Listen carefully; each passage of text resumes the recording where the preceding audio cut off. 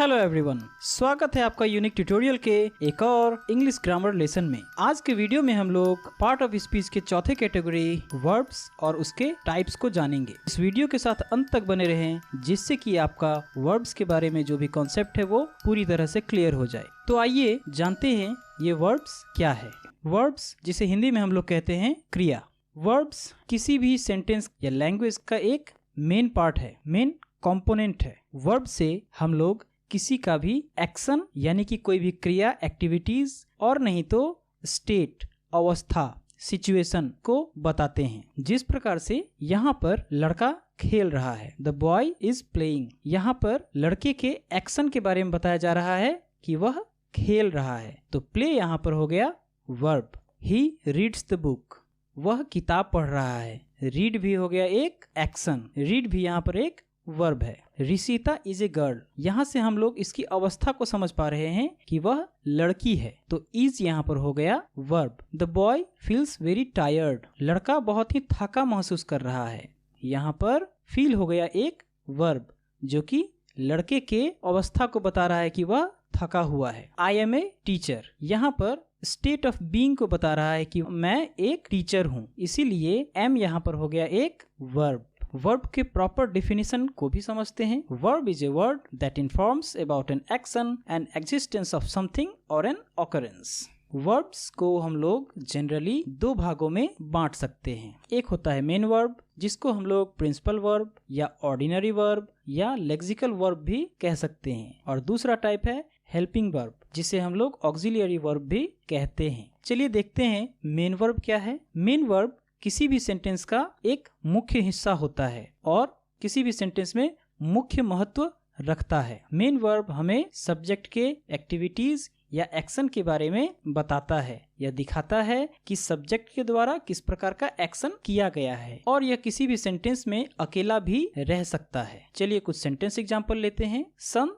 Science, यहाँ पर सूर्य के एक्टिविटीज के बारे में बताया गया है कि सूर्य चमकता है, तो साइन यहाँ पर हो गया एक main verb. Sitesh is dancing, यहाँ पर सितेश के एक्शन के बारे में बताया गया है कि वह डांस कर रहा है, इसलिए डांसिंग हो गया एक main verb. Car runs, car चलता है, इस सेंटेंस में कार के एक्शन के बारे में बताया गया है। रन्स यहाँ पर एक मेन वर्ब है। चलिए ऑक्सिलियरी वर्ब क्या है उसको भी देखते हैं। ऑक्सिलियरी वर्ब मेन वर्ब को टेंस, वॉइस और मूड फॉर्म करने में, बनाने में मदद करते हैं। यह मेन वर्ब के साथ जोड़कर एक्स्ट्रा मीनिंग बताते हैं उसका। ऑक्सिलियरी वर्ब कभी भी अकेले नहीं रह सकता किसी भी सेंटेंस में। जैसे भारत इज, अब यहाँ पर भारत इज क्या है, इससे हम लोगों को किसी भी बारे में पता नहीं चल रहा है कि वह कोई एक्शन कर रहा है या उसकी अवस्था को बताया जा रहा है। जब तक हम लोग इसके आगे ना जाने तो यह पता नहीं चल रहा है भारत के किस अवस्था के बारे में बताया जा रहा है। अब कंप्लीट सेंटेंस को यदि लें, भारत इज रीडिंग, यानी कि अब रीडिंग वर्ब के जुड़ने के साथ ही इसका एक मीनिंग हो गया कि भारत पढ़ रहा है। तो यहाँ पर इज हेल्प कर रहा है रीड को और बता रहा है उसकी वर्तमान स्थिति को जो वह अभी पढ़ रहा है। ऑक्सिलियरी वर्ब टेंस फॉर्म करने में किस प्रकार से मदद करते हैं, चलिए वो भी देखते हैं। भारत वाज रीडिंग, भारत पढ़ रहा था। भारत विल शैल रीड, यानी कि भारत पढ़ेगा। अब यहाँ पर auxiliary verb is, was, will, shall जो भी है वो एक ऑक्सिलियरी वर्ब है जो कि भारत जो पढ़ रहा है उसकी विभिन्न टेंस को बता रहा है, जो वह अभी पढ़ रहा है या पहले पढ़ रहा था या बाद में पढ़ेगा। साथ ही ऑक्सिलियरी वर्ब एक्टिव वॉइस और पैसिव वॉइस चेंज करने में भी काम आते हैं। जैसे साक्षी ईट्स मैंगो, ये एक्टिव वॉइस है, उसी को यदि पैसिव करते हैं हम लोग तो क्या आएगा, मैंगो इज इटन बाय साक्षी। यहाँ पर जब एक्टिव से पैसिव वॉइस किया गया तो भी ऑक्सिलियरी वर्ब ने ही मेन वर्ब को हेल्प किया, जिससे कि वह पैसिव में चेंज हो पाया। कुछ और उदाहरण देखते हैं। I should visit the doctor, मुझे डॉक्टर के पास जाना चाहिए। यहाँ पर शुड विजिट को हेल्प कर रहा है और वह विजिट जो वर्ब है उसको हेल्प कर रहा है कि मुझे डॉक्टर के पास जाना चाहिए। और शुड यहाँ पर एक प्रकार का मूड बना रहा है।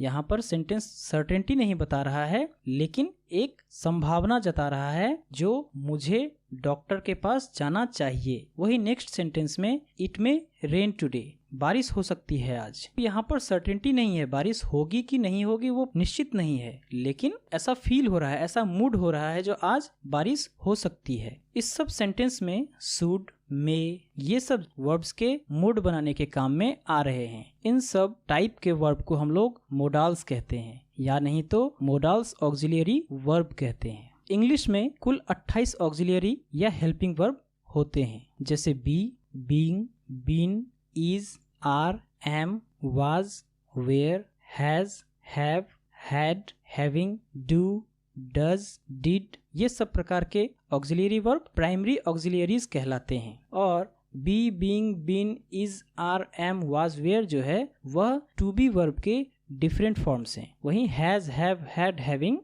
to have के डिफरेंट फॉर्म्स हैं, और do, does, did to do के डिफरेंट फॉर्म्स हैं।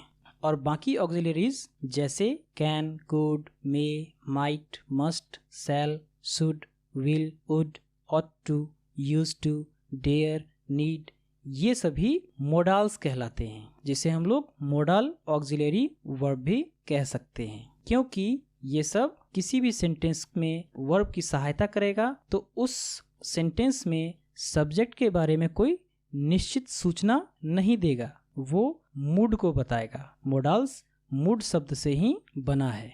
मोडाल्स के विषय में डिटेल से जानने के लिए मोडाल्स के विषय में ही अलग से वीडियो बनाई जाएगी, क्योंकि यह इंग्लिश का एक महत्वपूर्ण टॉपिक है और यह एक विशेष रूप से बनाएंगे, जिससे कि वहां आपको समझने में सुविधा होगी। ऑक्सिलियरी या मेन वर्ब को पहचानने के लिए कंफ्यूजन न हो, इसके लिए कुछ बातों को नोट कर लीजिए। यदि किसी वाक्य में एक ही वर्ब हो तो वह मेन वर्ब कहलाएगा।